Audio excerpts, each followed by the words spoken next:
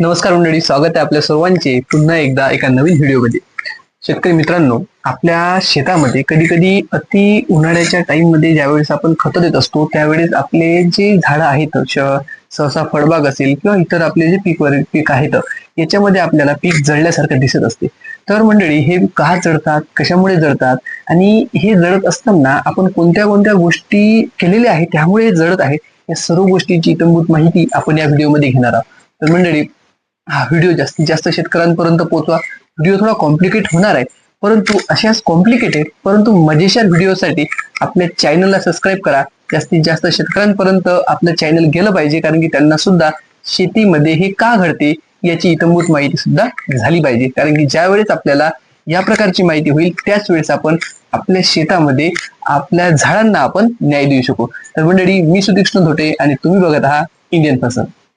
तर मंडळी, आता आपण जास्त वेळ न घालता डायरेक्ट आपल्या टॉपिक कडे वळूया. कारण की व्हिडिओ कॉम्प्लिकेट, जसं मी म्हटलं, तर थोडंसं कॉम्प्लिकेट होणार आहे, कारण की याच्यामध्ये काही थोडीशी आपल्याला प्रोसेस शिकायला लागणार आहे. आणि हे जर प्रोसेस आपल्याला जर आल्या तर पुढे आपण अनेक प्रॉब्लेमचं सोल्युशन आपण स्वतः शेतकरी त्या शेतामध्ये काढू शकतो. तर मंडळी, तुमच्या स्क्रीनवरती तुम्हाला दिसत असेल आणि आपलं टॉपिक जे आहे तुम्हाला जे थंबनेल मध्ये दिसलं असेल की आपण या व्हिडिओमध्ये साल्ट इंजरी म्हणजेच काय, अति क्षारामुळे होणाऱ्या आपल्या झाडांना इजा जी आहे याबद्दल आपण समजून घेणार आहोत. तर मंडळी, आपण बघू शकता की साल्ट इंजरी म्हणजे काय हे सगळ्यात पहिले आपल्याला समजून घेणं आहे. कारण की बहुतेक वेळा काय होते, आपलं कॅल्क्युलेशन मिसमॅच होते आणि आपण काय करतो, शेतामध्ये धडधड खत आपण टाकून देत असतो. तर साल्ट इंजरी म्हणजे काय, तर सरळ सरळ खतामुळे काय ते मुळांना होणारी इजा व जखम, याला काय म्हणतात, साल्ट इंजरी म्हणत असतात.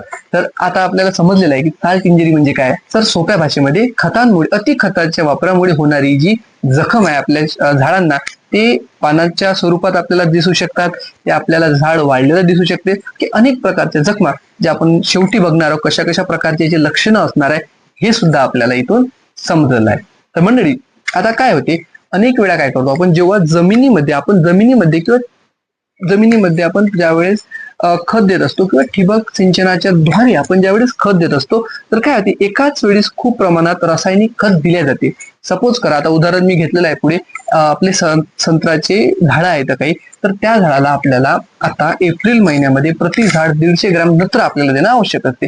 150 ग्रॅम नत्र, याचाच अर्थ युरिया साधारणतः आपल्याला 300 ते 320 ग्रॅम प्रति झाड देणं आवश्यक असते. आणि याचं जर टोटल कॅल्क्युलेशन जर काढलं आपण 1000 झाडाचं, हे साधारणतः 350 किलो आपल्याला युरिया लागत असतो. मग आता 350 किलो युरिया ज्यावेळेस आपण एका दमाना या एप्रिल महिन्याच्या उन्हाळ्यामध्ये देत असतो, त्यावेळेस काय होते की एकाच ठिकाणी खूप मोठ्या प्रमाणामध्ये एकेका झाडाच्या खाली आपल्याला रासायनिक खताचे अवशेष पांढऱ्या स्वरूपात दिसतात. आणि त्यामुळे काय होतं, जमिनीतील पाण्याचे क्षारयुक्त द्रावण काय होते, क्षारयुक्त द्रावणात वाढ होते. साधारणतः जमिनीमध्ये काय असते, आता हे आपली जमीन पकडा, हे आपल्या झाडाच्या मुळं आहे, तर यामध्ये ऑलरेडी काही ना काही क्षार अवेलेबल आहेत. परंतु आता काय केलं आपण, ज्यावेळेस आपल्याला एप्रिल महिन्यातला डोस आहे संत्र्याला धडायचा आहे, तर त्यावेळेस आपण धड खूप जास्त प्रमाणात विचार न करता डोस द्यायचा आहे म्हणून आपण धड युरिया फेकला म्हणा किंवा ठिबकद्वारे दिला. तर इथं काय झालं, ऑलरेडी जे साल्टचं प्रमाण होतं, हे साल्टचं प्रमाण वाढलं आणि जमिनीतील क्षाराचं प्रमाण वाढल्यानं जे पाणी घेण्याची प्रोसेस आहे झाडाची, हे खंडित झाली. आणि या खंडित झालेल्या प्रोसेसमुळे काय झालं, आपल्या झाडाला विविध रूपाच्या जखमा होण्यास सुरुवात झाली. याच जखमांना आपण काय म्हणत असतो, साल्ट इंजरी आपण म्हणत असतो. तर मंडळी, साल्ट इंजरी म्हणजे काय, आता हे आपलं संपूर्ण टॉपिक एक क्लिअर झालंय की साल्ट इंजरी म्हणजे काय. आता दुसरी गोष्ट अशी की साल्ट इंजरी कशा प्रकारे होत असते. कारण की ज्यावेळेस आपण खत देत नाही, जसं आपण इथं बघितलं की खत जर नाही दिलेलं असेल तर सामान्य स्थिती काही असणार आहे, सोबतच ज्यावेळेस आपण खताचं प्रमाण वाढवलेलं आहे त्यावेळेसची परिस्थिती कशी असणार आहे हे आपण समजून घेऊया. सगळ्यात आधी आपल्याला एक गोष्ट समजून घ्यायला लागणार आहे की याच्यामध्ये परासरण म्हणजे ऑस्मोसिस ही प्रक्रिया आपल्याला समजून घ्यायला लागणार ज्यावेळेस आपण साल्ट इंजुरी समजतो. तर आता काय होते की ज्याप्रमाणे पराग सिंचनाची क्रिया होत असते, ज्यावेळेस आपल्या फुलातून रूपांतर कळीमध्ये किंवा आपल्या घाटेमध्ये होत असते त्यावेळेस पराग सिंचनाची क्रिया होत असते. सोबतच आणखीन एक महत्वाची क्रिया झाडामध्ये होत असते, ती असते फोटोसिंथेसिसची क्रिया. म्हणजेच काय, ज्यावेळेस सूर्यापासून आपलं झाड अन्न तयार करते, हे आपलं पान आहे, अन्न तयार करत असते, त्यावेळेस एक प्रोसेस घडत असते, त्या प्रोसेसला फोटोसिंथेसिस म्हणतात. आपल्याला प्रोसेसमध्ये नाही जायचं, आपल्याला टेक्निकल टर्म मध्ये नाही जायचं, परंतु लक्षात यासाठी मी तुम्हाला फोटोसिंथेसिस एक उदाहरण दिलं की त्या प्रोसेसच्या माध्यमातून आपलं झाड काय करते, आपल्याला अन्न तयार करत असते. तशाच प्रकारे आपलं झाड जे आहे काय करत असते, ज्यावेळेस पाणी पित असते, ज्यावेळेस ते जमिनीतून पाणी ओढत असते, त्यावेळेस एक प्रक्रिया घडत असते. त्या प्रक्रियेला काय म्हणतात, ऑस्मॉसिस अशी म्हणतात. आता ऑस्मॉसिसचा एक सिद्धांत आहे. या सिद्धांतानुसार काय होते, ऑस्मॉसिस काय करत असते, तुमच्या स्क्रीनवर दिसत असेल तुम्हाला. ऑस्मॉसिस काय करत असते की सामान्यतः काय होते की ज्या वेळेस कमी क्षार आहे त्या क्षाराकून जास्त क्षाराकडे, कमी क्षाराकून जास्त क्षाराकडे काय होते आपल्याला, ज्या वेळेस आपण पाणी पित असतो. सॉरी चुकलं. आता काय होत असते की जे ऑस्मॉसिस आहे, ऑस्मॉसिस मध्ये काय होते, ऑस्मॉसिसचा एक सिद्धांत आहे. सिद्धांत काय म्हणतो, कमी क्षाराकडून पाणी नेहमी काय होते, जास्त क्षाराकडे जात असते. आता आपण एक जे राऊंड दिसतं हे पकडा की क्षार आहे, तर या एका कमी क्षाराकडून जास्ती क्षाराकडे, आता एकदम कोणीही निर्धारावर जाऊ नका, पूर्ण व्हिडिओ आपण बघूया. कमी क्षाराकडून जास्त क्षाराकडे पाण्याची मुवमेंट झाडामध्ये सामान्य स्थितीमध्ये होत असते. आता ती कशी होते हे बघा. आता इथं कमी क्षार आहे, आता इथं कमी क्षार आहे. आता बघा, कमी क्षार कुठं पाहिजे आपल्याला, मुळाच्या बाहेर कमी क्षार पाहिजे, मुळाच्या आतमध्ये जास्त क्षार पाहिजे. त्यावेळेस सामान्य प्रकारे झाडाची क्रिया होत राहील. आता तुम्ही इथं बघत आहात की हे जे तुम्हाला dot dot dot dot dot dot dot dot दिसलेले आहे, हे मुळं आहेत आणि मुळाच्या बाहेर कमी क्षाराचं प्रमाण आहे. आणि त्याच प्रकारे इथे तुम्ही हे गोल बघू शकत असाल, हे आपण मुळाच्या अंदरचा भाग दाखवण्याचा प्रयत्न केला. सामान्य स्थितीमध्ये याच्यामध्ये काय आहे, याच्यामध्ये क्षाराचं प्रमाण जास्त आहे, तर पाणी बरोबर झाड आतमध्ये घेत आहे. परंतु आता काय होत आहे, ज्या वेळेस आपण जास्त प्रमाणात खत देण्याचा प्रयत्न केला किंवा खत दिलेलं आहे, त्यावेळेस हे प्रमाण बदलत आहे. मग हे प्रमाण कशा प्रकारे बदलते, जे बाहेर क्षाराचं प्रमाण कमी होतं ते प्रमाण तुम्ही इथं बघू शकता, हे अत्यंत जास्त प्रमाणात खतामुळे वाढलेलं आहे. आणि जे क्षाराच्या आतलं प्रमाण होतं हे ऑटोमॅटिकच बाहेरचं प्रमाण वाढलं. त्यामुळे काय झालं, आतील जे मुळांच्या आतील जे प्रमाण होतं ते प्रमाण कमी झालं. त्यामुळे काय स्थिती झाली की पाणी बाहेर येण्यास सुरुवात झाली. बघा ही किती म्हणजे गोष्ट महत्वाची आहे. जर क्षाराचं प्रमाण जमिनीमध्ये जर कमी असलं तर सामान्यप्रमाणे झाड काय करते, पाणी पित असते. आणि जर सामान्यतः स्थिती नसेल आणि क्षाराचं प्रमाण जर जमिनीमध्ये जास्त झालं तर झाडातून पाणी बाहेर सुद्धा येते. जर झाडातून पाणी बाहेर येत असेल तर काय होणार, आपलं झाडामधील ऑटोमॅटिक सुकण्यास तयार होणार आणि आपल्या झाडाला इजा होण्यास तयार होणार आहे. या स्थितीला काय म्हणतात, साल्ट इंजुरी असे म्हणत असतात. आता तुम्ही इथं मी पीपीटी बनवताना लिहिलेलं आहे की कशा प्रकारे मुळाच्या आत क्षाराचं प्रमाण, मुळाच्या आत म्हणजेच बाहेर कमी, मुळाच्या आत क्षाराचं प्रमाण जास्त असतात आणि जमिनीत कमी, त्यामुळे जमिनीतील पाणी मुळाकडे वळले जाते. जमिनीतील पाणी मुळाकडे सामान्य स्थितीमध्ये. आता काय झालं, साल्ट इंजुरीच्या स्थितीमध्ये काय झालं, आपण 5 ते 6 गुणे युरियाच्या टाकत असन, खत जास्त होते तेव्हा मुळाच्या बाहेरच्या बाजूला क्षाराचे प्रमाण प्रचंड प्रमाणात वाढतात आणि उलट प्रक्रिया सुरू होते. त्यामुळे मुळामधील पाणी बाहेर ओढले जाते आणि मुळे कोरडी पडास सुरुवात होतात. आणि ज्या वेळेस मुळे कोरडी पडास सुरुवात होतात त्यावेळेस काय होते, मुळा आणि झाड वाढण्यास सुरुवात होतात आणि वेगवेगळे सिम्पटम्स दिसण्यास सुरुवात होतात. आणखीन एका, आपण जर कन्फ्युज झाला असाल तर आणखीन एका उदाहरणाद्वारे आपण ते समजून घेऊया. आता तुम्ही इथं बघू शकता, हे एक सामान्य स्थिती आहे. आता या सामान्य स्थितीमध्ये काय झालं, हे आपलं झाड आहे आणि सामान्यतः आपण जे झाड आपल्या याच्यामध्ये जे खत असतात हे आपल्याला खत तुम्हाला दिसू राहिलेलं आहे आणि हे निळ्या याच्यामध्ये काय आहे, पाणी आहे. तर सामान्य स्थितीमध्ये काय होऊ राहिलं, बाहेर काय आहे, लो कॉन्सन्ट्रेशन म्हणजेच काय, कमी क्षाराचं प्रमाण आहे आणि मुळाच्या आतमध्ये जे आहे हे जास्त हाय कॉन्सन्ट्रेशनचं प्रमाण आहे. त्यामुळे काय होऊ राहिलं, पाणी झाड पिण्यास सुरुवात करतात, झाड पाणी पिऊ राहिलेलं आहे. परंतु आता आपण काय केलं, खत अत्यंत जास्त प्रमाणात टाकण्यास सुरुवात केली. आता जास्त खत उन्हाळ्यामध्ये आपण टाकलं तर काय झालं की बाहेर मध्ये कॉन्सन्ट्रेशन वाढलेलं आहे, बाहेर कॉन्सन्ट्रेशन काय झालं, हाय झालं आणि मुळाच्या आतमध्ये कॉन्सन्ट्रेशन लो झालं. हे एक स्थिती झाली.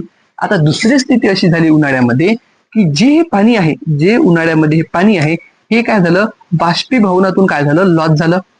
म्हणजे पाणी पण कमी झालं, आणि सोबतच झाडाचं ट्रान्सपिरेशन मधून सुद्धा पाणी, ट्रान्सपिरेशन क्रिया असते जे काय करते, झाडाचं जे पान आहे त्याच्यातून सुद्धा पाणी लॉस करते. कशासाठी? झाड स्वतःला थंड ठेवण्यासाठी झाडाच्या पानांमधून सुद्धा पाणी बाष्पीभवनाच्या स्वरूपातून सोडत असते.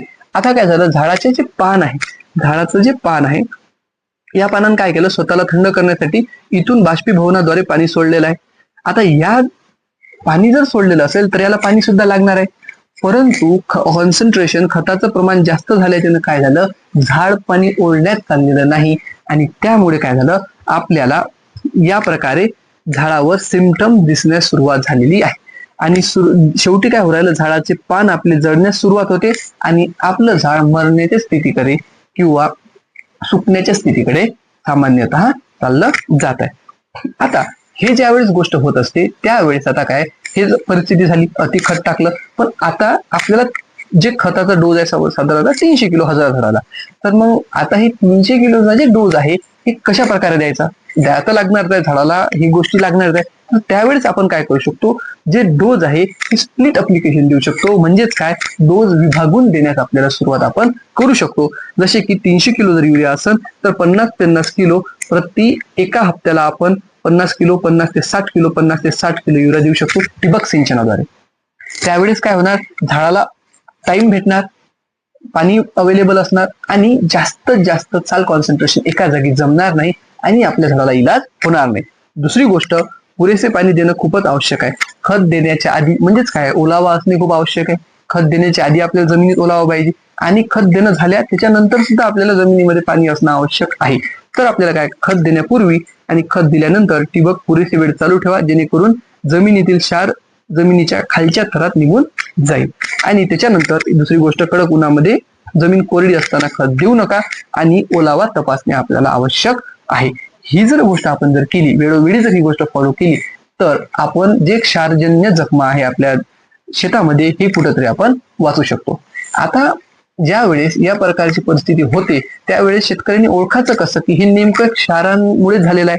तर त्यासाठी तुम्ही बघू शकता काय होते की क्षारजन्य इजा ज्यावेळेस होते त्याची लक्षणे, पाण्याच्या कडा करपण्यास सुरुवात होतात.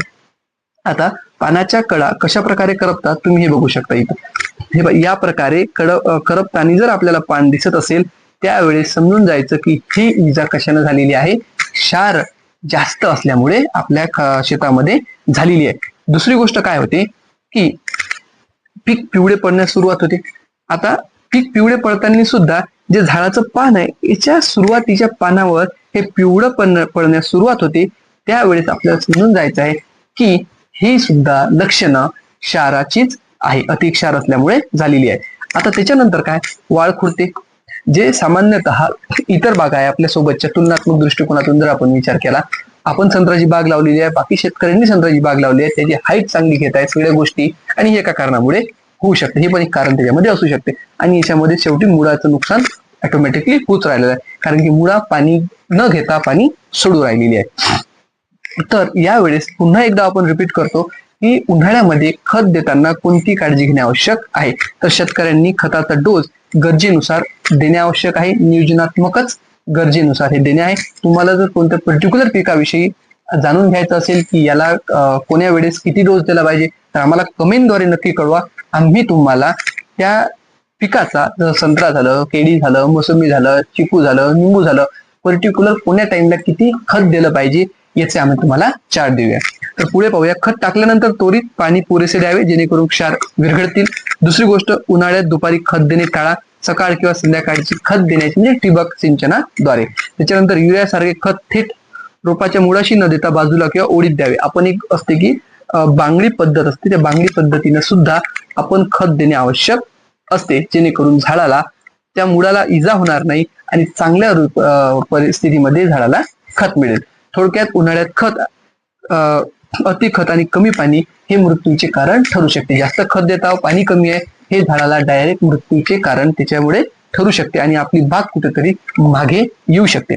पुन्हा एकदा तुम्हाला फोटोच्या माध्यमातून सांगायचं झालं, योग्य व्यवस्थापन करताना पाणी आणि खताचं प्रमाण चांगलं असेल तरच आपलं पीक जोमदार होऊ शकते. अति खत आणि क्षारामुळे काय होते, आपली परिस्थिती खराब होऊ शकते. तर मंडळी, या प्रकारे आपल्याला क्षारयुक्त जे हे आहेत आपल्याला इजा आहेत हे रोखता येते. सोबतच एक सगळ्यात महत्वाची गोष्ट म्हणजे जे शेतकरी बहुतेक वेळा करत नाही ते म्हणजे आहे मल्चिंगचा प्रयोग. आता मल्चिंगमुळे काय होते, उन्हाळ्यामध्ये तुम्ही बघू शकता की जे बाष्पीभवनाचं प्रमाण आहे हे आपण कमी करू शकतो, पाण्याची आपण बचत करू शकतो आणि हे जे क्षारयुक्त इजा आहे हे सुद्धा आपण इथे कंट्रोल करू शकतो. तर मंडळी, या प्रकारे या व्हिडिओमध्ये आपण जाणून घेतलं की कशा प्रकारे क्षारयुक्त जे आपल्याला इजा आहे हे आपण आपल्या शेतामध्ये रोखू शकतो. तर मंडळी, हे थोडं टेक्निकल टॉपिक होतं, मे बी तुम्हाला कन्फ्यूज झालं असेल. व्हिडिओ पुन्हा बघा. जर तुम्हाला काही अडचण असेल, कुठं मी बोलताना थोडं इकडे तिकडे गेलं असेल तर मला कमेंटद्वारे कळवा. आम्ही पुन्हा त्याबद्दल बरोबर करण्याचा प्रयत्न करूया. तुम्हाला जर काही अडचण असेल आणि कोण्या शेतकऱ्याला त्याचा कोणता प्रोडक्ट जर मार्केटिंग करायचा असेल ते सुद्धा आम्हाला सांगा, जेणेकरून आम्ही त्यांना सेंद्रिय पदार्थ असो, त्यांची सेंद्रिय शेती असो किंवा एक नाविन्यपूर्ण जर त्यांचा कोणता उपक्रम असेल तर आपण नक्कीच त्यांची मुलाखत घेऊ. तर मंडळी, या व्हिडिओमध्ये एवढेच. अशा अनेक टॉपिकसाठी आणि अनेक व्हिडिओसाठी चॅनलला सबस्क्राईब करा, व्हिडिओला लाईक करा आणि जास्तीत जास्त शेतकऱ्यांपर्यंत व्हिडिओ पोहोचवण्याचा प्रयत्न करा. धन्यवाद.